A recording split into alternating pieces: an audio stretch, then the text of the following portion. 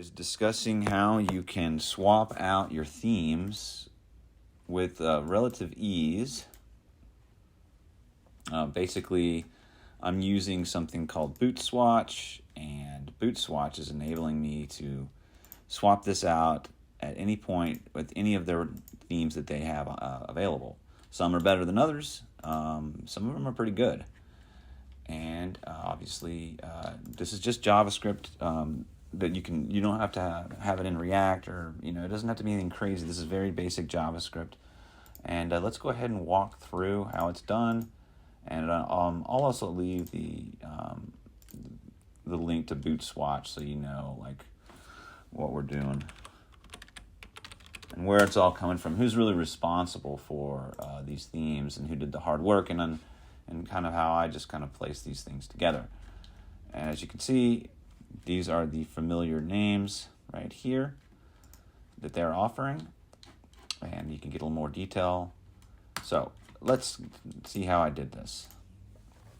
Okay, so there's really only two things going on here. I've got a drop-down menu, and it maps through the list of themes, and when it's selected, it ultimately changes the value of or the attribute that is identified here for the href. So basically, let me go ahead and let you know. It's easier to see from here.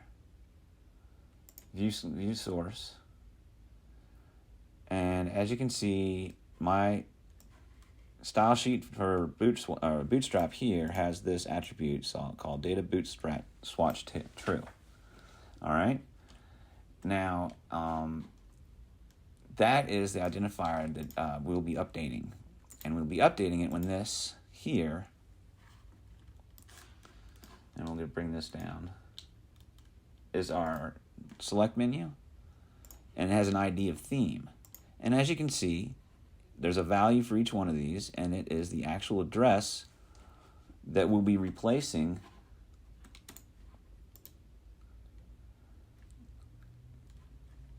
our value for href here. So every time we swatch that out, we switch it out and choose it, it'll replace this href value, and that will ultimately change the value of or the theme. And so let's just walk through this really quickly. I actually want to clean this up as it is. Here is my list of themes, and watch while I fix this up real quick. This is actually, you can do this in 5 or any version you want, but let's just go ahead and do cut. And I want to do a find all those and put them into nothing. So I just want the names. And let's go back to theme. And we do not need to do a substring here anymore.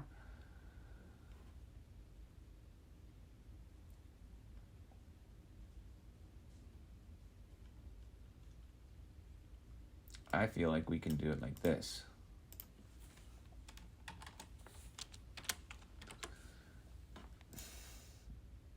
Yeah.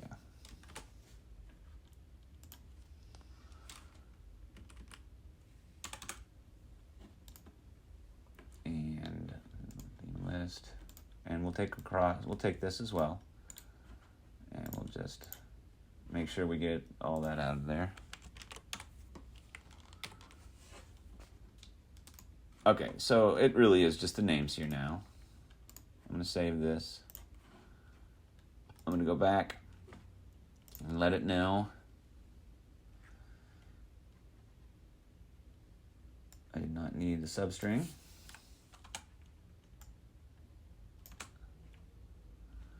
And over here, we'll do a plus.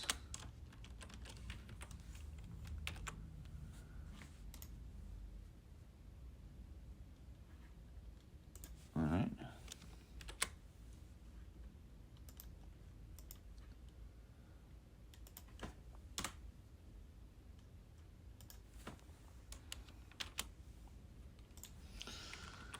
Okay, so basically what I did was I cut out the substring, and I just want to fill in the value here. So we basically, as you can see, I did the same thing. I'm just tailoring this a little nicer.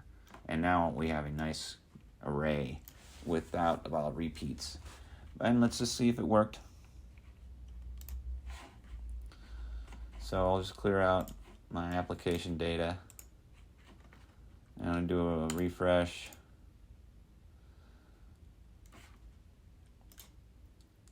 And let's see, let's go to Scottsdale Parks. Everything's working here. Let's change this to Minty. Yep. And Cosmo, we're good. And United. As you can see, it's all fine.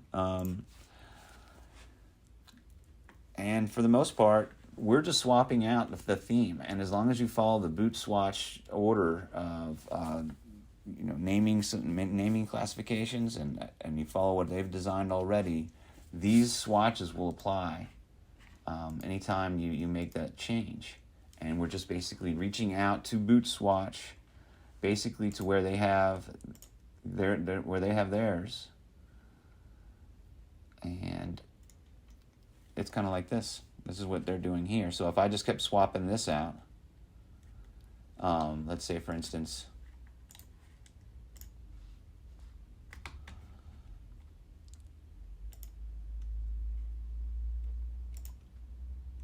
yeah, these are all kind of what they're doing. They're doing something very similar. So if in case you can't figure out what your client likes, because I have a really hard time like landing it, and it takes a long time to get what they want. What color scheme is something you can write down, but what font's something they can maybe look into. But what they like is very difficult to land on. So when you give them something like this, and they can kind of go through and land on something that they like, you are talking about huge amounts of time saving. So, what I've done is I leave this in my designs here, and then they choose something, and then I basically just take it out of the DOM element so that if they ever want to change it, I can bring it back up, and then they go, okay, select a new one, and then I hide it again. So I build this into my projects, and then when it's time to present to somebody, I let them do kind of the thumbing through of all the look and feel. And that way I don't have to guess on, what exactly is it that this person likes. And, it saves a lot of time. I hope this is helpful for you.